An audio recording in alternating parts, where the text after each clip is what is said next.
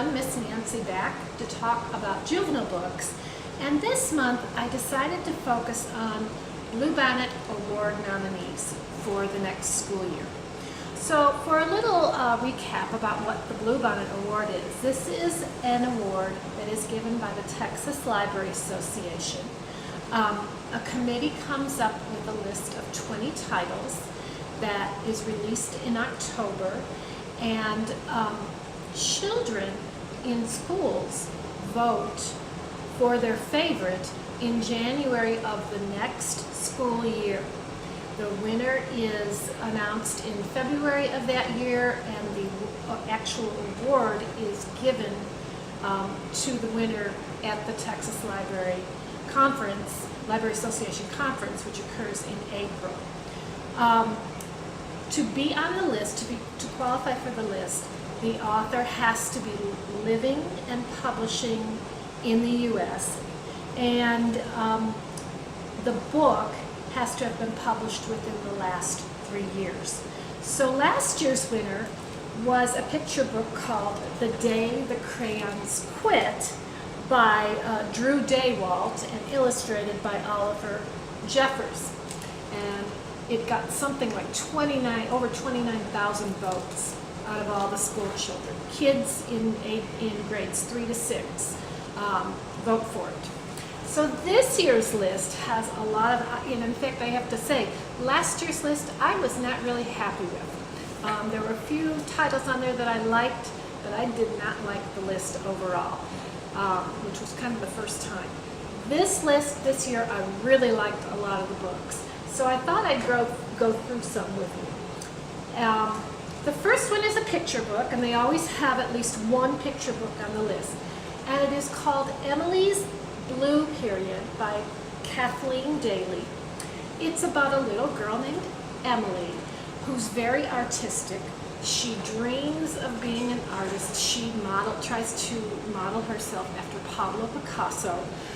But she first has to struggle with the fact that her parents are separating, and the fact that she's going to have 2 homes now, and it's a real hard thing for her to deal with. So there are about 5 or 6 chapters in this book that go through a lot of the emotions that she is dealing with. First she talks about being a cubist like Pablo Picasso. And then when her parents separate, she talks about her dad suddenly living in a cube. So she's always relating it to the art. I loved the breadth of emotions. We know that Picasso had this blue period in his career where he painted everything in blue tones. And right after her dad leaves, she says, well, I'm in my blue period. So she's using art to try to deal with a really difficult period in her life. Her brother even gets involved, and she has made a collage in school, and he puts his own stake on it, which we see at the end. And it's a beautiful collage, and her brother has put a purple heart there.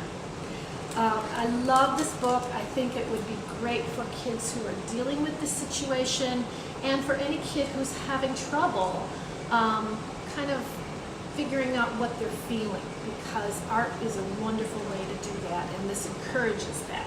So it's Emily's Blue Period by Kathleen Daly. The next book, which I loved, is actually a nonfiction book, but it's a picture book, which is becoming very common now, and it is called Separate is Never Equal, Sylvia Mendez and Her Family's Fight for Desegregation. It's by Duncan Tonateu, and the reason I love this book is because I felt that kids today probably are not aware of how public education worked in the mid-20th century when segregation was legal, so that kids of color were not allowed to go to school with Caucasian children, and it was perfectly legal. Now, the U.S. Supreme Court decision, Brown versus the Board of Education in 1950, 1954, ended all of that and made segregation illegal. But before that happened, Sylvia Mendez's family challenged the system in the 1940s. Sylvia is a little Mexican girl, and the Mendez family filed a lawsuit against their school district because she was told that she had to go to the poorer Mexican school instead of the closest public school to their house. So they challenged. It went all the way to a high court. Two courts ruled in favor of the Mendez family, in fact. And during the oral arguments, it came out that the only reason that Sylvia couldn't, and her siblings could not go to the close public school was because she was Mexican. So when they won, history was made, and they were allowed to go. The really cool thing about the book, besides the story, is that Tonatiuh based all of his art on a very ancient style of Mexican art. He researched it very carefully, and he believes that, he says in the afterword that he believes that this will allow children of Mexican descent to appreciate their heritage and understand it. I look at it, and it reminds me a lot of Egyptian art, because everybody's in profile, but the feet are turned just like the hieroglyphics on Egyptian art. So that's what it reminded me of, but the colors are very bright, and I really enjoyed looking at it. There is an author's note at the end, which tells a little bit more about what happened. It shows a picture of Sylvia when she was a little girl and a picture of her later in life. There were actually two schools in California that were named after her parents, and she herself was awarded the Presidential Medal of Freedom by President Obama in 2011.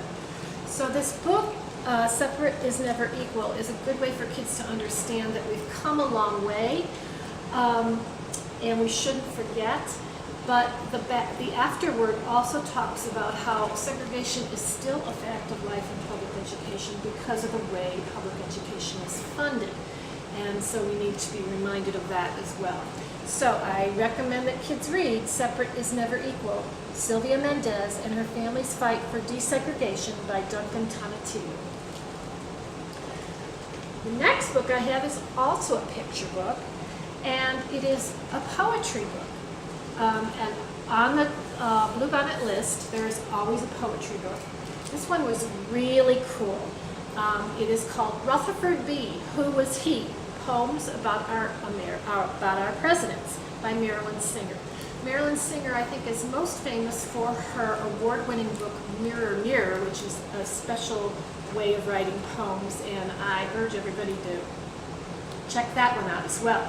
So what she does here, now kids have to learn about the presidents in school, and this is a really cool way to learn about them. What she did was she created a short poem on each of the 44 presidents that we've had, and each poem gives kind of an interesting summary about themselves, their character, their personality, what happened during their administration, and the illustrations just make those poems.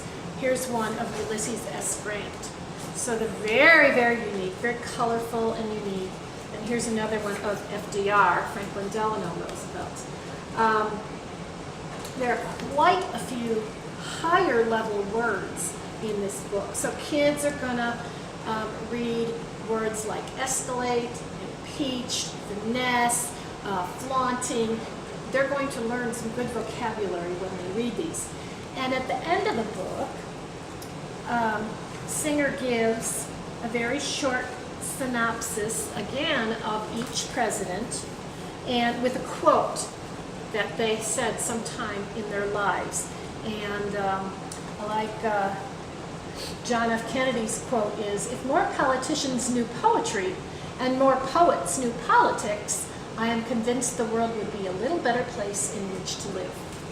And so I invite you to take a look at Rutherford B. Who is He? Poems about our presidents. And Rutherford B is Rutherford B. Hayes. So you'll find him in there.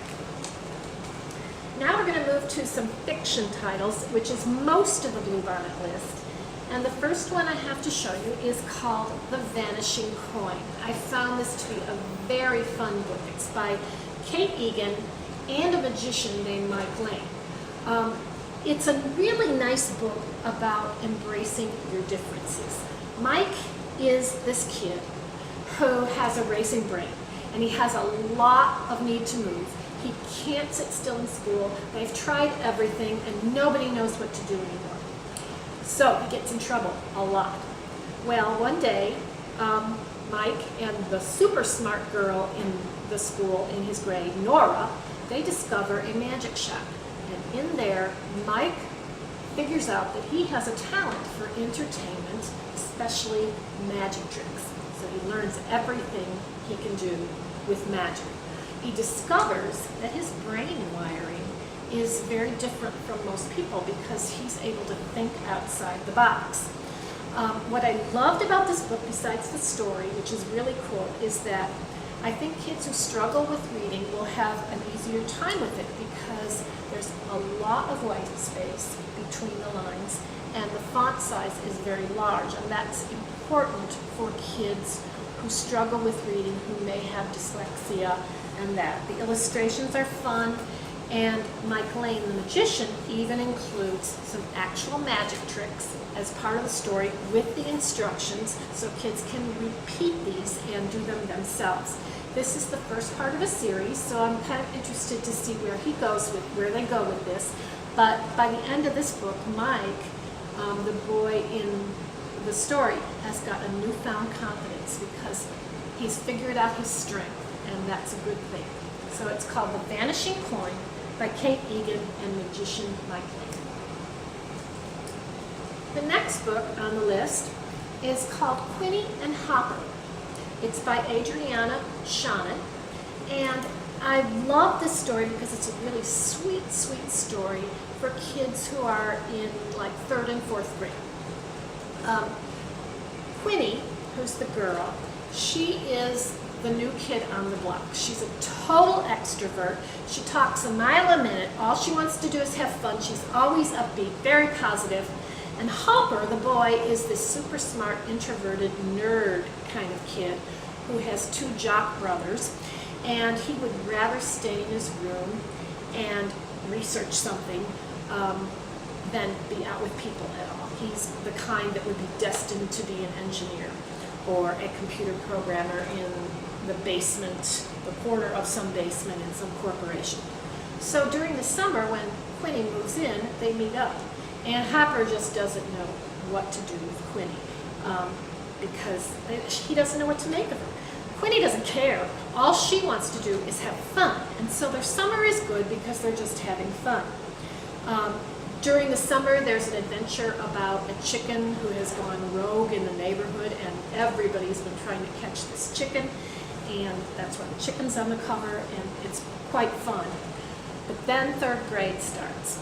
And there is a queen bee girl who is named Victoria, and she sort of takes control of Quinny because now, even though it's 3rd grade, there are certain new rules of behavior that everyone is supposed to follow. So Hopper retreats from being her friend because he's very afraid of all of this. There's a lot about school bullies in this book, and there's a lot about making decisions about being yourself, about friendships, about standing up against bullies. And it's a good tale for kids who may be experiencing that situation. So Quinny and Hopper by Adriana Brad Shannon. Try it.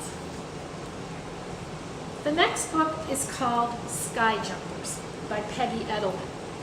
I love this book too. Of course, all the books I show you I love. Now, most post-apocalyptic fiction is usually in adult or young adult. And this is one of the first ones I've read for younger kids. So the basis of the story is that World War III is over. And there's been these green bombs that were launched during the war that changed the entire world. Magnets are useless now. The properties of metals have changed. And over a community, there's a layer of poisonous gas called the bomb's breath, and you can't get through it. It's hanging over the land. So because the metals have changed and because magnets are useless, and so all computers, nothing like that can work. Nothing can work from the old world. Everyone in a community is assigned to invent something that will work in this new world. Well, the heroine of the story, Hope, she's 12 years old and she is terrible at inventing, so she feels like an outcast. But she is very brave and very fearless and very curious, and she is willing to take on adventures and explore. And that sets up a very heroic action on her part later in the story. I loved the characters in this book. I loved all the descriptions of the new world, and I felt that there was a theme of working with your strengths, again, sort of like the Vanishing Point, but in a much different setting. Lots of action, very exciting action, and this is the first in a series as well, so it'll be very interesting to see how it goes. So I loved Sky Jumpers by Peggy Edelman. The next book I have to show you is called Zing and the Hurricane, a story of Katrina by Rodman Philbrick. Rodman Philbrick is a very famous author. He's been writing for years and years and years. He wrote his first book at 16, but he didn't get published until he was age 28, so it took him a long time, and he wrote like 8 books in between. One of his most famous books is called Freak the Mighty, which is actually about bullying, and that was written over 20 years ago and has been translated into tons of languages, and over 3 million copies have been printed. This book, later this year, we will celebrate the 10th anniversary of Hurricane Katrina in New Orleans. And this book is a great one to read for that, because we know that New Orleans is still not back to normal. A lot of it is political. There's a lot of other reasons too. So it features a boy named Zane Dupree. Zane actually lives in New Hampshire, but he is biracial. His mother is Caucasian, and his father was African American. His father died when he was very, very little, and he doesn't remember anything about it. His mother has been searching for family members for a long time, and she finally finds a great-grandmother on his father's side in New Orleans, and so she sends Zane to visit her the week before Katrina hits.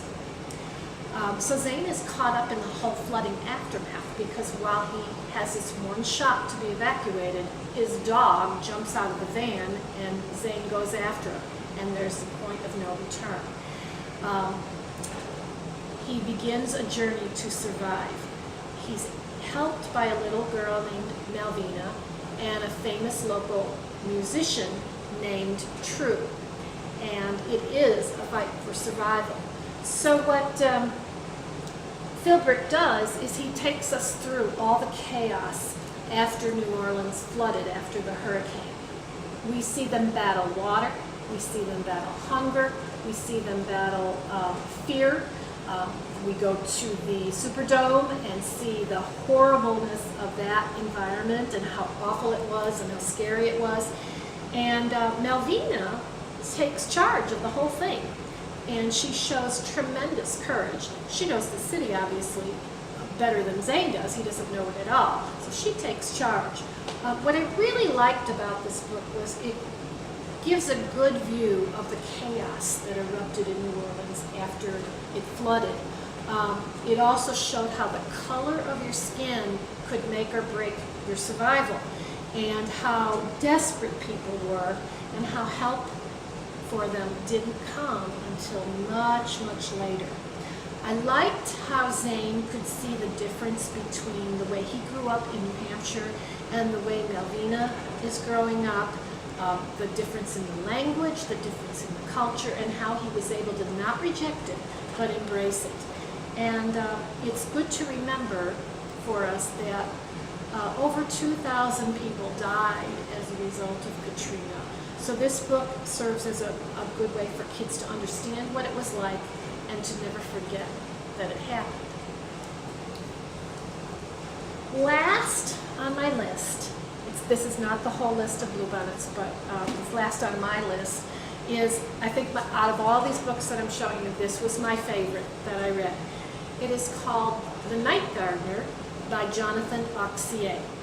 I read it a long time before the list came out, and I was so happy to see it on the list because I just loved this.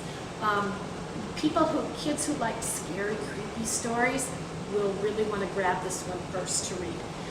So there's this creepy house and a creepy tree that is taking over the house and whoever's living inside. There's a creepy nighttime figure called the Night Gardener, and he has power over this family who lives in the house. The two kids, Molly and her brother Kip, are Irish, and they are refugees from the potato famine in Ireland. So they come to England to be servants at this house. And they get sucked into the evil along with the inhabitants. And they learn that they are going to have to save themselves, and they're going to have to save the people in the house. So there's a lot going on in this book. Besides the scary parts, there's a lot about, the quest that Molly and Kip are on in terms of figuring out what's right, the decisions they have to make. They learn about needs and wants, and the writing is superb. The illustrations are really awesome. They're all in black and white. Every chapter has these like vines and leaves and branches from the tree, so it helps the atmosphere. And the chapter titles are really cool. Like one is called Return to the Sour Woods. And I love the fact that the chapter titles were cool. It wasn't just chapter 1, chapter 2, chapter 3. It's amazing. Molly and Kip serve as our guides throughout the story. And Kip, in particular, kind of reminded me of Samwise in Lord of the Rings because he seems like this just a simple little kid who can't really think very deeply, but what comes out of his mouth are very, very deep insights. And Molly is this girl who is a girl of action, so she's a very, very strong heroine. At the end of the book, Auxier talks about how he was influenced by Ray Bradbury and Washington Irving in his writing, and I could see how that was. So I would, if you like scary stories, I would pick this one up first off every title on the list, and get ready for a really scary and wild ride. So it's The Night Gardener by Jonathan Auxier. So that's all I have for you today. Kids who read at least 5 of the books on the list, on the Bluebonnet list, are able to vote. And so if you're in a school that's participating in Bluebonnet, be sure to read at least 5. You'll probably want to read more. And vote for your favorite one. That's all I have for you today. We'll see you later.